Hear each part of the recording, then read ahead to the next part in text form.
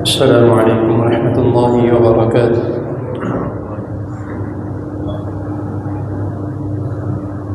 الحمد للہ والصلاة والسلام علی رسول اللہ، اما بعد، اللہم صل وسلم علی نبینا محمد صلی اللہ علیہ وسلم۔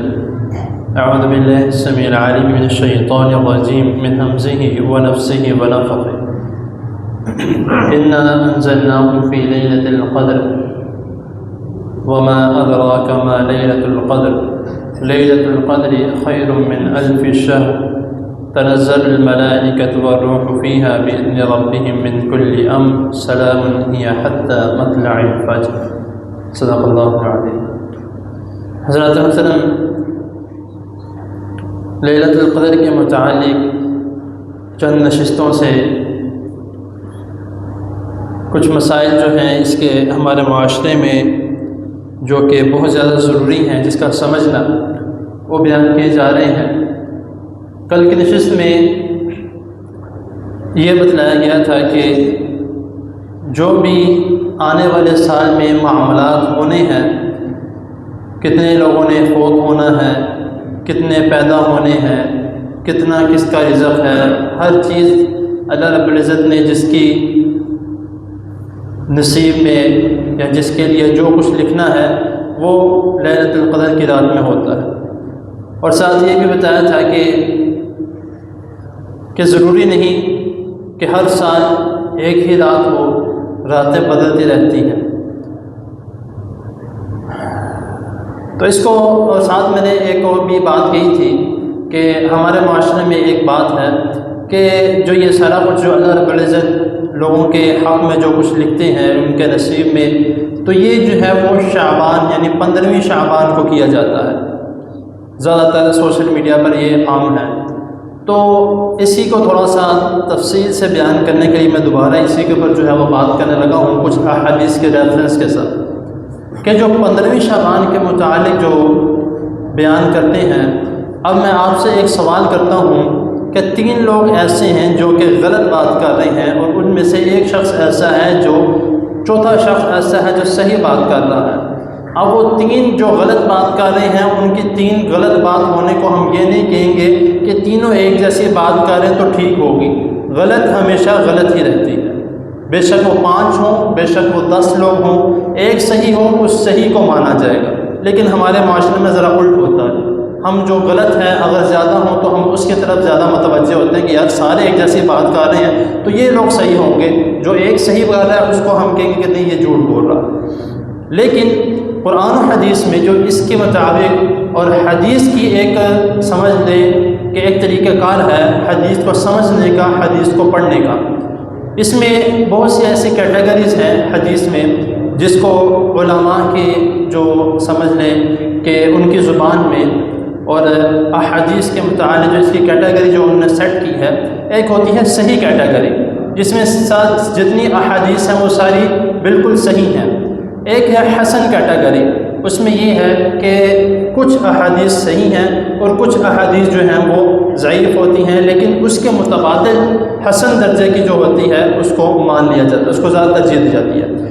تو تیسری کیٹیگری آ جاتی ہے ضعیف حدیث کی، اور چوتھی کیٹیگری ہوتی ہے موضوع حدیث۔ یہ 4 کیٹیگریز ہوتی ہیں، اس کے علاوہ اور بھی ہیں، ان کے نام تھوڑے الگ ہیں۔ تو صحیح میں جو ہے وہ یہ ہے کہ جب کوئی حدیث ہم بیان کرتے ہیں تو اس میں یہ ہوتا ہے کہ اس کی ایک چین ہے۔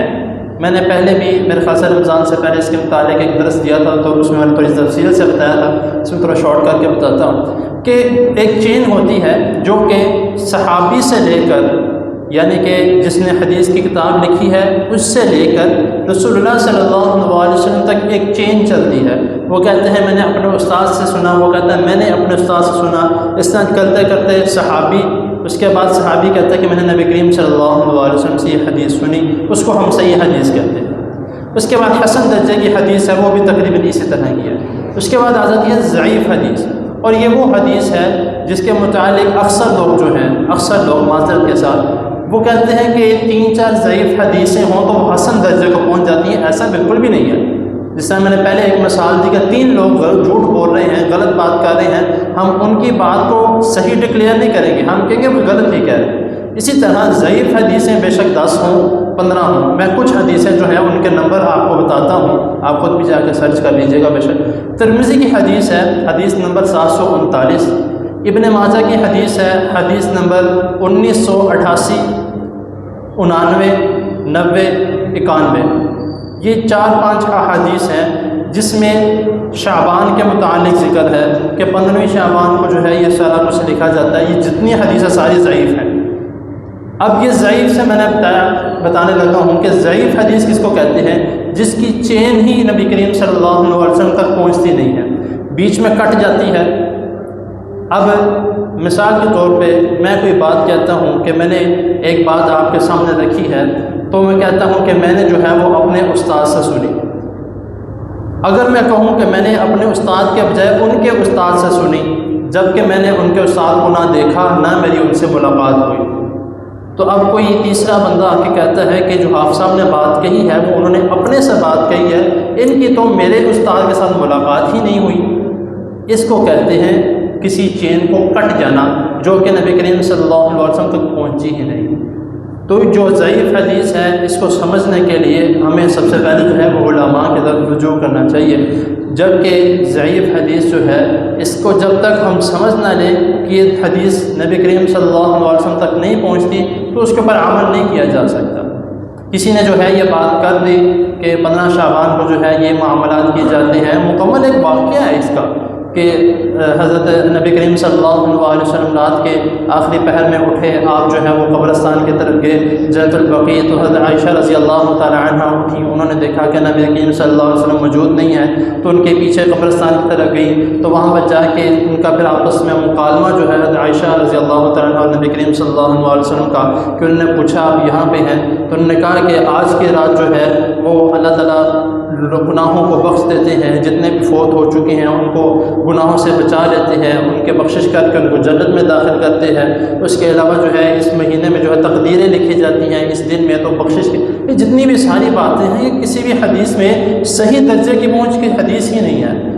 تو اسی لیے جو جس کے متعلق نبی کریم صلی اللہ علیہ وسلم نے اللہ رب العزت نے ہمیں بتایا ہے، اور 2 جگہ پہ اس رات کا ذکر ہے، لیلۃ القدر کی رات کا، بات زیادہ لمبی ہو گئی ہے معذرت کے ساتھ، لیلۃ القدر کی رات کا 2 جگہ پہ ذکر ہے، ایک یہ سورۃ مکمل سورۃ قدر انا انزلناہ فی، اور دوسرا جو ہے سورۃ دخان کی آیت نمبر 2 انا انزلناہ فی لیلۃ مبارکہ، ادھر بھی جو ذکر ہے وہ لیلۃ القدر کی رات ہے کہ ہم نے مبارک والی رات میں قرآن مجید کو نازل کیا۔